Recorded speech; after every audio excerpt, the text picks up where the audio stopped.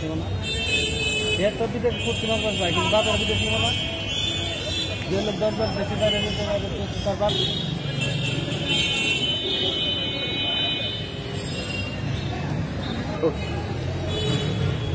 আমি ফাতেমা রহমান দিঘি, টাঙ্গাইলের একজন সাধারণ শিক্ষার্থী।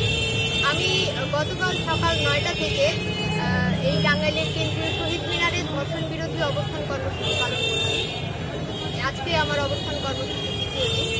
আমি কালকে 9টা থেকে অবস্থান কর্মসূচি পালন করি এবং আস্তে আস্তে আমার সাথে সংহতি জানিয়ে টাঙ্গাইলের অন্যান্য অনেক সাধারণ শিক্ষার্থীরা আমাকে সংহতি প্রকাশ করেন এবং তারাও তাদের দাবি নিয়ে আমার সাথে অবস্থান কর্মসূচির সাথে একাত্মতা প্রকাশ করে।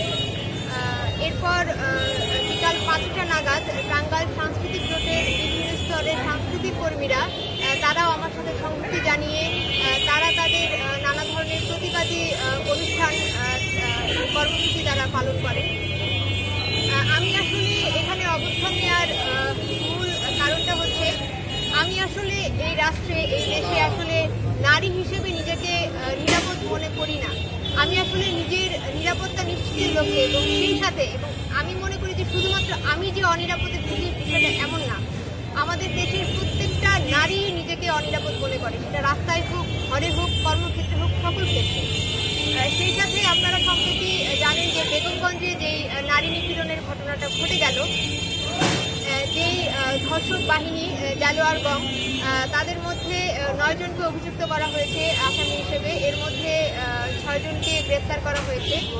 তো যতদিন না পর্যন্ত আসলে বেগমগঞ্জের প্রত্যেকটা ধর্ষককে গ্রেপ্তার করা না হচ্ছে এবং বিচারের আওতায় না আনা হচ্ছে, সে পর্যন্ত আমি আমার অবস্থান কর্মসূচি পালন করে যাব।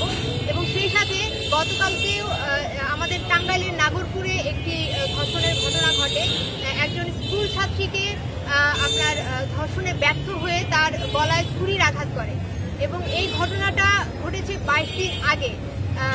মেয়ের বাবা যখন নাগরপুর থানায় মামলা দায়ের করতে যায়, পুলিশ সে মামলা নেয়নি। তো পরে সে বাধ্য হয়ে গতকালকে টাঙ্গাইল আদালতে তিনি মামলা দায়ের করেন, কিন্তু এখনো পর্যন্ত যে ধর্ষক নাগরপুরের নজির রহমান, তাকে এখনো পর্যন্ত গ্রেপ্তার করা হয়নি। তাকেও যে পর্যন্ত গ্রেপ্তার করা না হবে আমি আমার অবস্থান কর্মসূচি পালন করে যাব। এটাই হচ্ছে আমার। সারা দেশের ন্যায় আপনারা জানেন যে আমাদের টাঙ্গাইলেও প্রায় সেপ্টেম্বর মাসে প্রায় বিভিন্ন জায়গায় ধর্ষণের ঘটনা ঘটে। তার মধ্যে উল্লেখযোগ্য আছে মির্জাপুর, এলাশিন, ভুয়াপুরেও আছে। তেমনি আছে বেলদুয়ারের সিংহরাঠি একটি গ্রামে 6ষ্ঠ শ্রেণীর একটি ছাত্রীকে ধর্ষণ করা হয়। আসামি ছিল মোট 3 জন, কিন্তু এর মধ্যে একজনকে গ্রেপ্তার করা হয়েছে, বাকি 2 জনকে এখনো পর্যন্ত গ্রেপ্তার করা হয়নি।